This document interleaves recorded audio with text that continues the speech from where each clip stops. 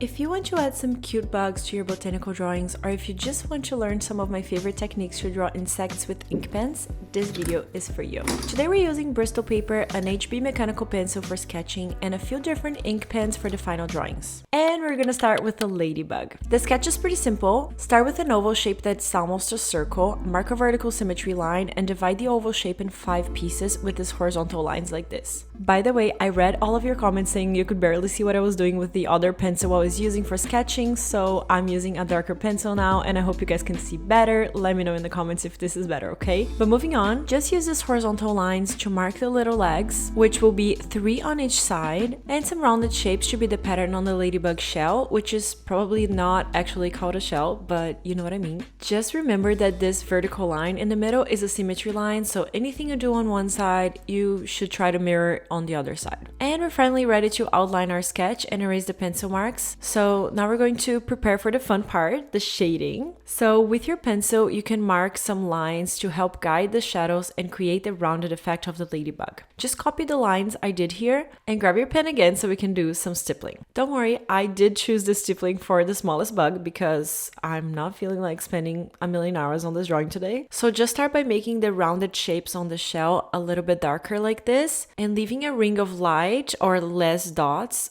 all around these shapes like this to create kind of a shiny effect. The legs will be darker on the bottom side like this, and the head is almost all black. So you can use some solid black and use the stippling to fade it to these 2 light spots on the sides. And this is our super cute ladybug. Of course, if you want it to be more perfect, you can try to use like a compass to make the oval shape more perfect. As you can see on mine here, it's just kind of looks like a potato a little bit. It's still a cute ladybug, so let's move on to the next one. And this one is a very requested tutorial from you guys. We are finally doing a butterfly, and I'm going to show you some tricks for you to create your own patterns for the wings. First, sketch your symmetry line and 3 horizontal lines like this, and right at the top of the second line, you can draw a little circle for the head and 2 long oval shapes right below it for the body. And remember that now with the wings, anything you draw on one side, you mirror it on the other side. So if symmetry is hard for you, you can mark some more guidelines or even use a ruler to make it really symmetrical. But I like to freestyle, so you can just follow along with me if you prefer. So basically all lines are coming from the same spot in the body and curving towards the side of the wings. And on the lower wings or the bottom wings, I don't know, like how would you call that? The lines curve down like this. So remember to never draw straight lines. They should be more flowy like this. And now that you have all the lines in place, you can create these little curves at the end so the wings look more creamy. I mean, I don't even know how to call this, but it just looks cool like this, I think. And then we can outline everything with a pen. But before we erase all the pencil marks, we can mark the pattern of the wings. And of course, there are an infinite amount of patterns you could do. So feel free to change anything I'm doing if you want. You can look for some references. Pinterest has some really beautiful butterflies you can use as inspiration. But here I'm just doing these rounded shapes on the outsides of the wings, and I'm just going to create a series of them, always mirroring on the other side and trying to keep everything symmetrical. As you can see, I'm just drawing a bunch of rounded shapes in different sizes along these sections of the wings. Just basically follow the shapes we already have, and now I'm going to show you the trick to make these wings look super advanced. And it's actually pretty simple to do. You know these lines we drew to make these sections on the wings? You want them to be white and the rest to be dark. So instead of outlining them with the ink pen, we are going to outline the shapes inside of each section and leave this little white space for these lines, like I'm doing here. You're gonna need a little more pen control for this to create these lines because they are so close together, and this is a great practice for pen control, but trust me, this is totally gonna be worth it in the end. Now that we have all the lines in place, we can erase the pencil lines and color the spaces around the rounded shapes with solid black, so you can leave the shapes and lines white and paint the rest all black. Of course, when I say color, I mean the black color, okay?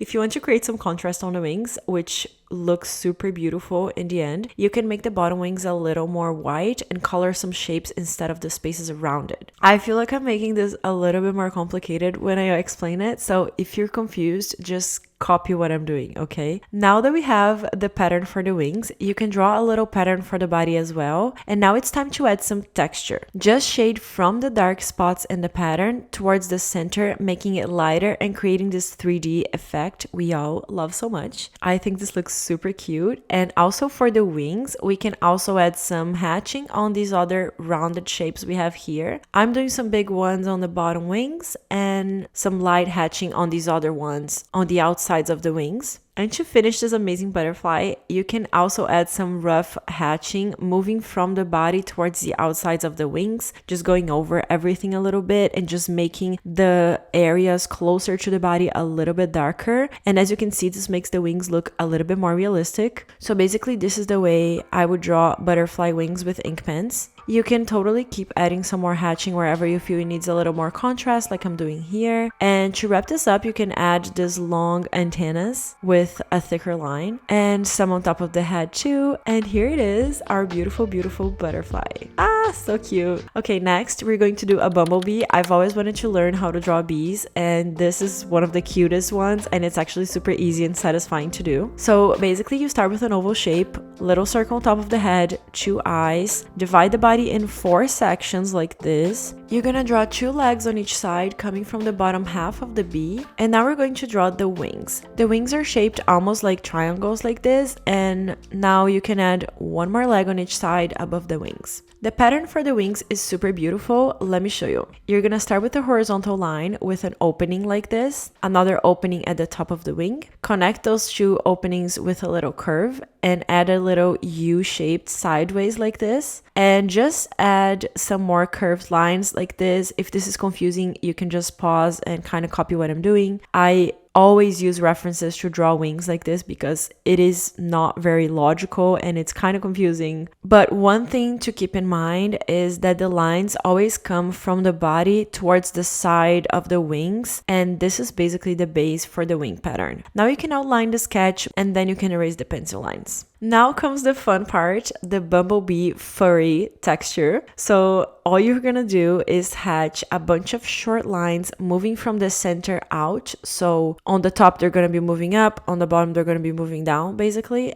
And just keep in mind that they're coming from the center. Also, we want to make more lines on the darker sections and less lines on the lighter sections to create that bee pattern. And this is how you make that black and yellow effect, which of course we only have black here, so you're gonna make less lines there. The legs are also a little bit hairy, so you can do some hatching on it too to make the hairs and paint with solid black on some spots to make the legs dark like this. The head is a little bit darker, and you can do a little bit of stippling on the eyes to create that light spot on them and that rounded effect. And on the wings, you can also intensify the lines when they are closer to the body. And the line that marks the top side of the wing and that main horizontal line in the middle will be thicker and darker than the other ones. And to wrap up this drawing, you can hatch on the sections of the wings, making it darker where it's closer to the body. You can do this section by section and also right on the outer edge of the wings to create some depth. And this is how you draw a super cute bumblebee. Oh my god, I totally love this one. Okay, let's see how many more bugs we can fit on this page. So next, we're going to do a cicada. I don't know if I'm pronouncing this right. Cicada? Let's start with the sketch. And here we're gonna have an oval shape divided into a circle and a smaller oval shape.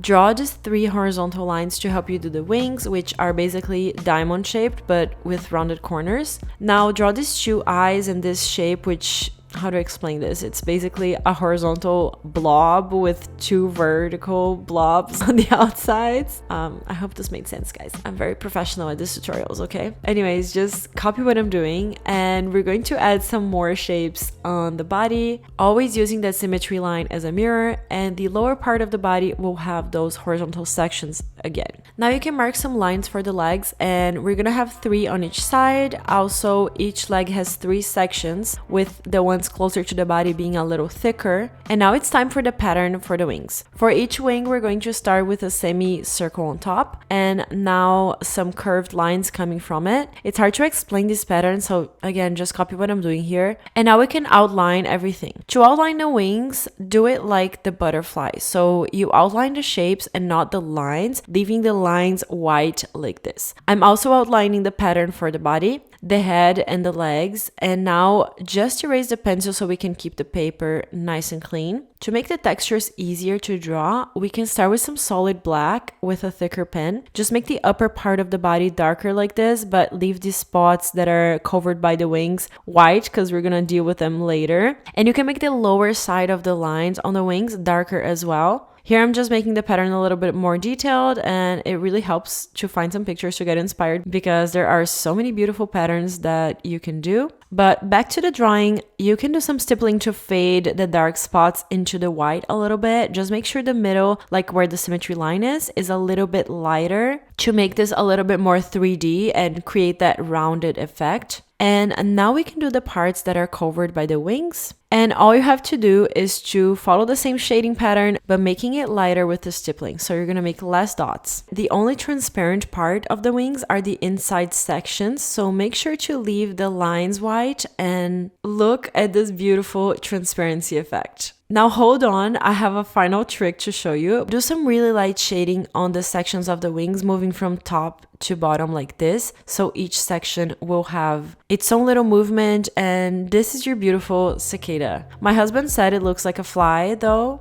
and that was a real humbling. It's not a fly, okay? It's a cicada. Look it up. Now let's move on to our quickest and one of my favorite little bugs, a caterpillar. I actually had to look it up if caterpillars were bugs, which obviously they are now that I'm thinking about it, but I was confused for a minute. So yeah, caterpillars are insects as well. So let's start with a worm shape like this, moving up on the right side, a little oval shape for the head, and some curved lines to divide the body into sections like this. Now at the bottom of each section, we're gonna have a horizontal little oval shape like this, and 3 little arms coming from the top sections too. Now we have a good base, so we can outline and draw the pattern, which will basically repeat itself for each section of the caterpillar, just changing the size a little bit. And instead of drawing the line dividing each section fully, draw these curved V shapes like this. So this is gonna be part of the pattern of the caterpillar and also make it look more realistic, because in real life we don't really see lines so much, so we're going to avoid drawing these lines, and then just finish outlining the bottom of the caterpillar. Now we can add a shaky curve shape like this in the middle of each section and some little circles at the bottom, just enough to fill up the spaces. You can kind of like come up with your own patterns as well. And to finish this pattern up, we can make some more round shapes inside the ones we already have like this, and then fill them all black so we can finally add some shading and make this more 3D. You can totally do the shading with the stippling as we were doing before, but the fastest way would be to do some hatching. So we're going to hatch from dark to light, lifting the pen on each stroke so that each line fades into the light, and we can do from top to bottom like this on the left side of each section, and also from bottom up on the right side of each section to create some depth. Notice that at the bottom there's a little space we're leaving white because we're gonna deal with that later. Just keep hatching throughout the whole caterpillar to create this beautiful 3D effect, and at the bottom of those little sections we left for later, we can do some short horizontal hatching as well, so that everything has the same effect. And to wrap it up, you can add some little hairs all around the hands or paws or arms. What do you call this? Caterpillar have hands? Anyway, you see what I'm doing. So this is our beautiful caterpillar. And now we're going to move on to our last bug, which is going to be a shiny jewel beetle.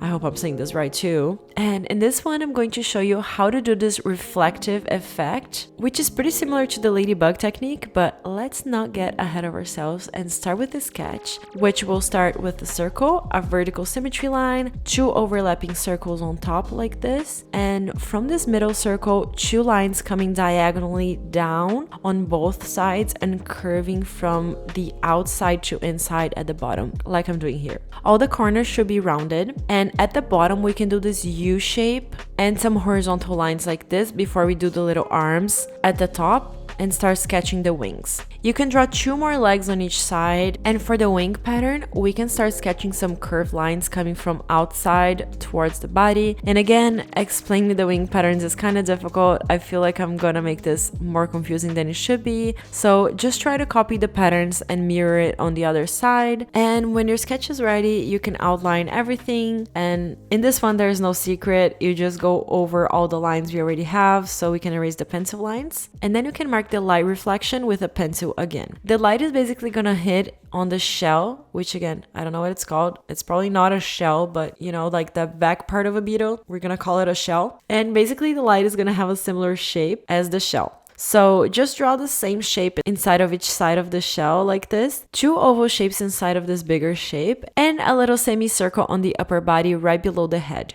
Now with the ink pen, we can do the stippling all around the pencil lines that follow the shape of the shell, making them a lot darker. You can do the same around the lower oval shape and stipple a little less inside the top oval shape inside the shell. This is so weird to explain. I had to re-record the sentence multiple times.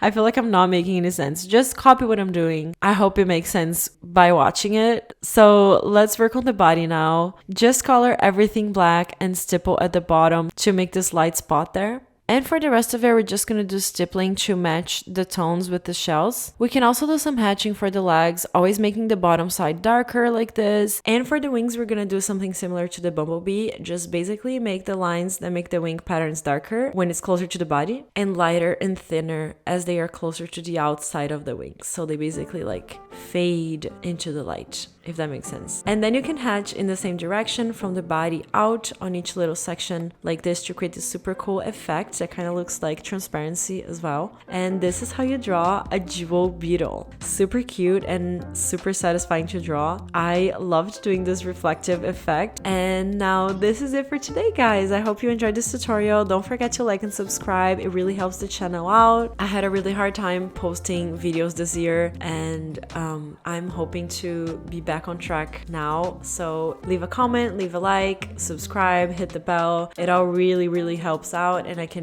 create more content for you guys. And I'm gonna see you next time. Bye!